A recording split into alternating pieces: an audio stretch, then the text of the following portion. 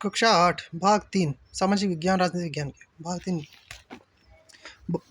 अध्याय 1 भारतीय संविधान।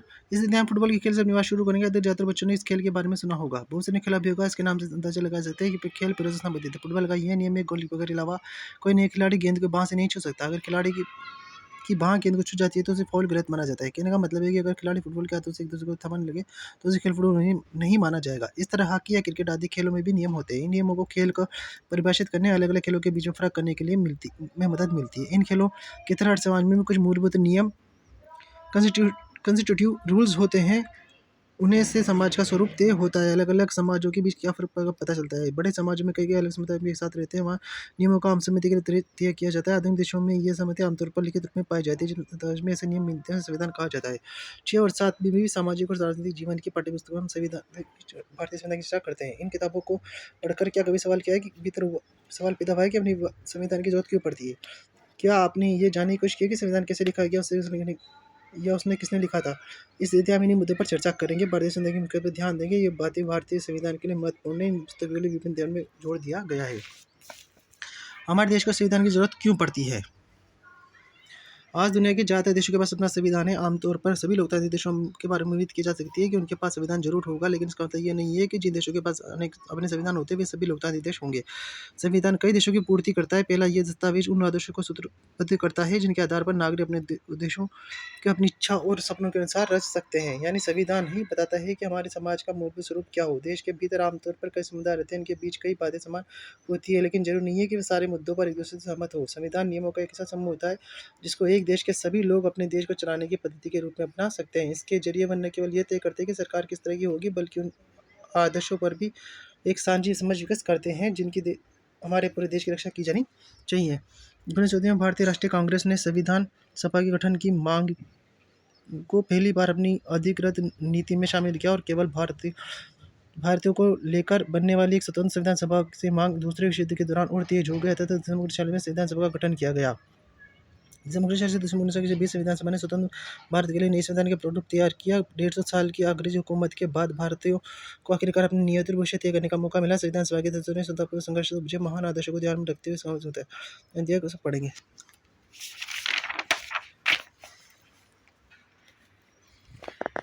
ये इधर साइड में ब्लॉक है। नेपाल में लोकतंत्र के लिए कई संघर्ष हो चुके हैं। 1900 में संघर्ष के दौरान लोकतंत्र की स्थापना हुई। ये लोकतंत्र व्यवस्था 2002 तक यानी 12 साल तक कायम रही। अक्टूबर 2002 में राजा ज्ञान ने गाँवों में माओवादी संगठनों के बढ़ते प्रभाव का बहाना बनाकर सेना की मदद से सरकार के विभिन्न कामों को अपने कब्जे में लेना शुरू कर दिया। फरवरी 2000 में राजा ने शासन की बुढ़ा पूरी तरह से अपने हाथों में ले ली। नवंबर 2005 में माओवादियों ने अन्य राजनीतिक दलों के साथ एक 12 सूत्री समझौता सके थे। इस समझौते में आम लोगों को लोकतंत्र में अमन चैन बहाल होने की उम्मीद दिखाई दे रही है। लोकतंत्र के लिए चल रहा ये आंदोलन 2006 तक शिखर पर पहुंच चुका था। आंदोलनकारियों ने राजा की ओर से दी गई छोटी छोटी रियायतों को मंजूर कर दिया। अप्रैल 2008 में राजा को तृतीय सांसद बहाल करने का राजनीतिक दलों को सरकार बनकर मौका देना पड़ा। 2008 में राजतंत्र खत्म करने के लिए नेपाल लोकतंत्र बन गया। 2006 में लोकतंत्र की मांग को लेकर चलने वाली जनता के आंदोलन के दृश्य ऊपर में है।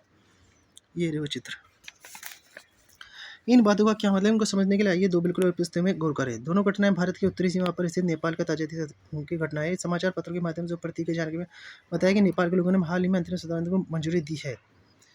सवाल उठता है कि जब नेपाल पहले से संविधान था तो नई संविधान की जरूरत क्यों पड़ी? इसका कारण है कि कुछ लोग समय से पहले नेपाल की शासन था, वहाँ राजा का शासन था। 1990 में नेपाल का पिछला संविधान एक सिद्धांत पर आधारित है कि शासन की सर्वोच्च सत्ता राजा के पास रहेगी। नेपाल के लोग कई दशक के लोकतंत्र की स्थापना के लिए निदान करते आ रहे थे। इसी संघर्ष के फलस्वरूप 2004 में आखिरकार उन्हें राजा की सत्ता को खत्म करने में कामयाबी मिल गई। नेपाल के लोग लोकतंत्र के रास्ते पर चलना चाहते थे, इसलिए उन्होंने एक नया संविधान चाहिए था। वे पिछले संविधान को इसलिए नहीं अपनाना चाहते थे क्योंकि उनमें आदर्श नहीं थे जो वे नेपाल के लिए चाहते थे, जिसके लिए लड़ते रहते थे। जिस तरह फुटबॉल के खेल में नियम बदलते ही खेल बदल जाता है, उसी तरह नेपाल भी राजतंत्र की जगह लोकतांत्रिक शासन व्यवस्था पर चलने के कारण अपने सारे नियम बदलने होंगे ताकि एक नई समाज की रचना की जा सके। यही कारण कि नेपाल के लोगों ने अपने देश के लिए एक नया संविधान अपनाया। संविधान का दूसरा मुख्य उद्देश्य होता है देश की राजनीतिक व्यवस्था को तय करना। नेपाल में पुराने संविधान में कहा गया था कि देश के शासन की बिगड़ राजा और मंत्री परिषद के हाथों में रहेगी। जिन देशों में लोकतांत्रिक शासन पद्धति या शासन राज्य व्यवस्था चुनी है, वहाँ निर्णय प्रक्रिया के नियम तय करने के लिए संविधान बहुत अहम भूमिका अदा करता है। लोकतंत्र में हम अपने नेता खुद चुनते हैं ताकि हमारी ओर से वे सत्ता की जिम्मेदारी के साथ लेकर इस्तेमाल कर सके। फिर भी इस बात की संभावना हमेशा रहती है कि नेता सत्ता का दुरुपयोग कर सकते हैं। इस तरह की विकृतियों से बचाव के लिए संसद का उपाय संविधान में मिलता है। राजतंत्र और सत्ता के इस दुरुपयोग से रोकने के लिए भारी अन्याय हो सकता है। लोकतांत्रिक समाजों में प्राय संविधान ही ऐसे नियम तय करता है जिनसे द्वारा राजनेताओं के हाथों सत्ता के इस दुरुपयोग को रोका जा सकता है। भारतीय संविधान में से बहुत सारे कानून मौलिक अधिकारों में दिए गए हैं। उस अध्याय में बताया गया था कि ओम प्रकाश दलितों ने ये कानून किस तरह से भेदभाव का सामना हुआ पड़ा था कि संविधान के सभी व्यक्तियों को समान अधिकार देता है। हमारा संविधान कहता है कि धर्म, नस्ल, जाति, लिंग और जन्मस्थान के आधार पर देश के किसी भी नागरिक के साथ भेदभाव नहीं किया जा सकता। इस प्रकार समानता का अधिकार भारतीय संविधान में दिया गया एक मौलिक अधिकार है।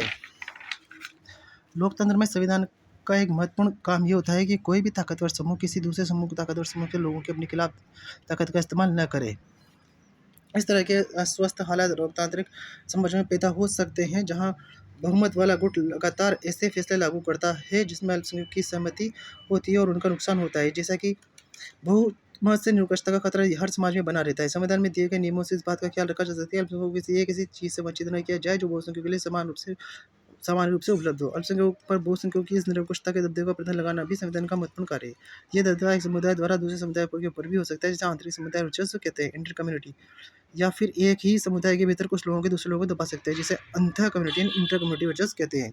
संविधान क्यों होना चाहिए? इसका तीसरा महत्वपूर्ण कारण यह है कि हम खुद को अपने आप से बचा सके। यह बात सुनने में जरा अजीब सी लगेगी। असल में इसका मतलब यह है कि कई बार अपने किसी मुद्दे पर बहुत तीव्र ढंग से सोचने लगते हैं। इससे विचार हमारे व्यापक हितों के लिए नुकसानदेह हो सकते हैं। संविधान में हमें इसी भावनाओं से बचाने के लिए मदद करने के लिए है। संविधान में फैसले लेने से भी रोकता है। गलत एक ऐसे फैसले जिनसे उन बड़े सिद्धांतों को ठेस पहुंचती है जिसके लिए देश में आस्था रखता है। उदाहरण के तौर पर हो सकता है कि लोकतंत्र को मानने वाले अधिकांश लोग गंभीरता से महसूस करते हैं कि दलगत राजनीति या पार्टी पॉलिटिक्स बहुत विकृत हो चुके हैं, इसलिए अब चीज़ों को दुरुस्त करने के लिए किसी तनाशा को ही शासन सौंप देना चाहिए या फौजी शासन हो जाना चाहिए। इस भावना को बहकर लोग बहुधा इस बात को महसूस नहीं कर पाएंगे कि लंबे दौर में तनाशाही शासन तो उनके सारे हितों को तहस-नहस कर देगा। एक अच्छा संविधान देश की बुनियादी संरचना को किस तरह से उन्माद से बचाता है, ये ऐसे प्रावधानों को आसानी से पलटने नहीं देता है। इससे जुड़े नागरिकों को अधिकारों का आश्वासन मिलता है और उसकी जनता की रक्षा करता है। आइए भारतीय संविधान के कुछ आयामों अध्ययन करें, जिन बात पूर्वक से ग्रहण करते हैं। भारतीय संविधान मुख्य लक्षण ब्रिटिश कहते थे भारतीय संविधान में कई दशक पुराना हो चुका था। स्वतंत्रता संघर्ष के दौरान राष्ट्रवादियों ने इस बात पर काफी विचार किया कि भारतीय संविधान को किस तरह होना चाहिए। ब्रिटिश शासन के अंतर्गत उन्हें जिन नियमों का सामना करना पड़ता था उन्हें खुद ही बनाए थे। औपचारिक औपनिवेशिक राज्य में लंबे अत्याचार शासन ने भारतीयों के सामने इतना अंतर्जुल शुरू कर देता है कि स्वतंत्र भारत को एक लोकतांत्रिक देश होना चाहिए। उसमें प्रत्येक नागरिक को समान माना जाएगा और सभी को नागरिक की हिस्सेदारी का अधिकार होगा। इसके बाद ये करते हैं कि भारत में लोकतांत्रिक सरकार का गठन कैसे किया जाए, उसके कामकाज में क्या हो। यह काम किसी एक आदमी के वश का नहीं था। इसमें लगभग 300 लोगों ने योगदान दिया। 1940 में गठित किए गए संविधान सभा के सदस्य थे। पहले संविधान के निर्माण के लिए अलग 3 साल तक संविधान सभा की बैठक होती रही। संविधान सभा के इन सदस्यों के सामने एक बड़ी समस्या थी। हमारे देश में कई समुदाय थे, उनकी न तो एक भाषा थी न धर्म था और वैसी नई संस्कृति थी। वे भी संविधान लिखा जा रहा था। उस समय हमारे देश में उथल पुथल से गुजर रहा था। भारत और पाकिस्तान का बंटवारा लगभग तय हो चुका था। कुछ रियासतें तय नहीं कर पा रही थी कि उनका भविष्य क्या होगा, वे किधर जाएंगी। जनता की सामाजिक आर्थिक स्थिति पे आई थी। संविधान सभा के सदस्यों के सामने सारे मुद्दे थे कि उन्होंने अपनी इस ऐतिहासिक दायित्व को बहादुरी से पूरा किया और देश के एक ऐसा कल्पनाशील दस्तावेज दिया जिसमें राष्ट्रीय एकता को बनाए रखने के लिए विविधता के प्रति गहरा सम्मान दिखाई देता है। उन्होंने जो दस्तावेज तैयार किया था उसे सामाजिक आर्थिक सुधारों के जरिए गरीब और जरूरत की जनता की महत्वपूर्ण भूमिका पर काफी जोर दिया गया। विविधता, एकता, सामाजिक आर्थिक सुधार और प्रतिनिधित्व संबंधित चिंता को लगातार ध्यान में रखा गया। संघवाद फेडरलिज्म क्या होता है? इसका मतलब है कि देश एक से ज्यादा स्तर की सरकारों का होना। हमारे देश में राज्य स्तर पर भी सरकार है और केंद्र स्तर पर भी। पंचायती राज व्यवस्था शासन का तीसरा स्तर, इसके बारे में पढ़ चुके हैं इस साल में। भारत इन सारे समुदाय की उपस्थिति का सीधा मतलब यह था कि यहाँ शासन की एक ऐसी व्यवस्था विकसित करनी होगी जिसमें राजधानी दिल्ली में बैठे मुट्ठी भर लोग ही प्रदेश के फैसले न लेने में हो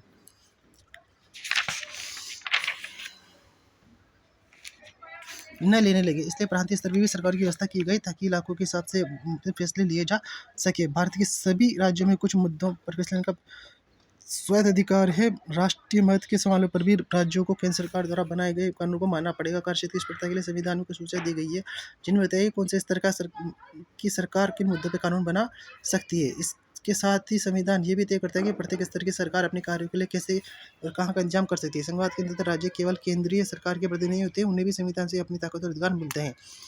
भारत उन सभी लोगों के इन सभी स्तरों की सरकारों द्वारा बनाए गए कानूनी नीति के अंतर्गत आते हैं। संसदीय शासन व्यवस्था, भारत सरकार के सभी स्तरों पर प्रतिनिधियों का चुनाव लोग खुद करते हैं। भारत का संविधान अपने सभी वयस्क नागरिक अधिकारों को वोट डालने का अधिकार देता है। संविधान सभा के सदस्य जब संविधान की रचना कर रहे थे तो उन्हें लगा था कि स्वतंत्रता संघर्ष ने भारतीय जनता को वयस्क अधिकार का प्रयोग करने के लिए योग्य बना दिया। उन्हें विश्वास था कि न केवल लोकतांत्रिक सोच व तरीकों से प्रोत्साहन मिलेगा, बल्कि जाति, वर्ग और औरत मर्द के फर्क का आधारित ऊंच नीच की पीढ़ियों को भी तोड़ा जा सकता है। सार्वभौमिक मताधिकार का मतलब था अपने प्रतिनिधियों के चुनाव में देश के सभी लोगों को सीधी भूमिका होती है। इसके अलावा हर व्यक्ति खुद चुनाव लड़ सकता है, चाहे उसके सामाजिक प्रश्न में किसी भी क्यों न हो। ये प्रतिनिधि जनता के प्रति जवाबदेह होते हैं। लोकतांत्रिक प्रतिनिधित्व महत्वपूर्ण होता है। शक्तियों का बंटवारा।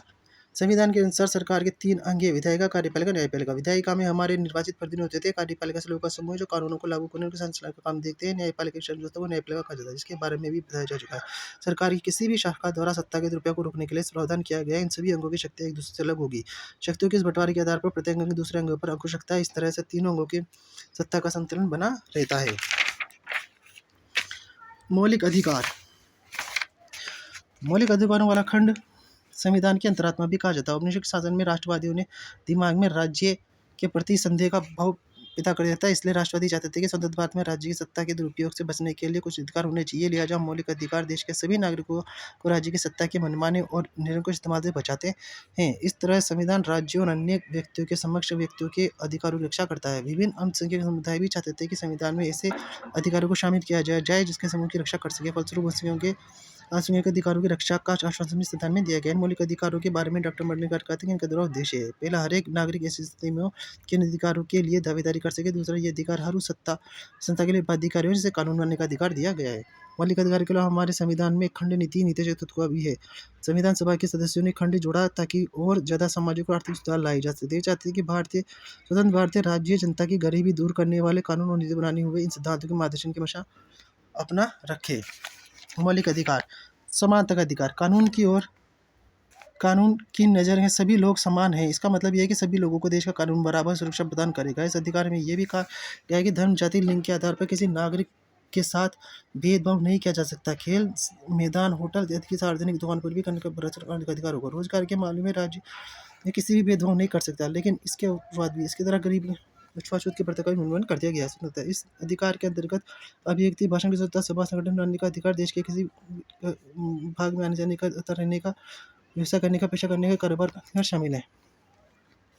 संविधान में कहा गया है कि मानव व्यापार, जबरिया श्रम और 14 वर्ष से कम उम्र के बच्चों को मजदूरी पर रखना अपराध है। धार्मिक स्वतंत्रता का अधिकार। सभी नागरिकों की पूरी धार्मिक स्वतंत्रता दी गई है। प्रत्येक व्यक्ति को अपनी इच्छा का धर्म अपनाने, उसका प्रचार करने का अधिकार। सामाजिक अधिकार। संविधान में कहा गया है कि धार्मिक या भाषाएं सभी अल्पसंख्यक समुदाय अपनी संस्कृति की रक्षा और विकास के लिए अपने अपने सामाजिक संस्थान खोल सकते हैं। संवैधानिक उपचार का अधिकार। यदि किसी नागरिक को लगता है कि राज्य द्वारा उसके किसी मौलिक अधिकार का उल्लंघन हुआ है तो इस अधिकार का सहारा लेकर अदालत में जा सकता है। धर्मनिरपेक्षता। धर्मनिरपेक्ष राज्य वो होता है जिसमें अधिकृत रूप से किसी भी धर्म को राजकीय धर्म के रूप में बढ़ावा नहीं देता। इसके लिए हम आप इस बात को समझने लगे हैं कि कभी कभी देश का इतिहास तय कर देता है कि देश का संविधान कैसा होगा। संविधान इन दशकों को तय करने के लिए महत्वपूर्ण भूमिका निभाता है, जिन्हें अपने देश में प्रतिनिधियों के जरिए साकार करना चाहते हैं। जिस तरह फुटबॉल के नियम बदलते रहते, खेल बदल जाता है, उसी तरह जिन देशों में संविधान भारी बदलाव आ जाते हैं वहाँ देश का बुनियादी रूप भी बदल जाता है। नेपाल में हम देख चुके हैं। उस संविधान के जिन नामों का जिक्र किया कई बार जटिल होते दिखाई देते हैं, उन्हें समझने की काफ़ी मुश्किल होती है, लेकिन आप इसमें ज़्यादा फिक्र न करें। ये 24 जनवरी की तस्वीरें हैं जब संविधान अपनाया गया था।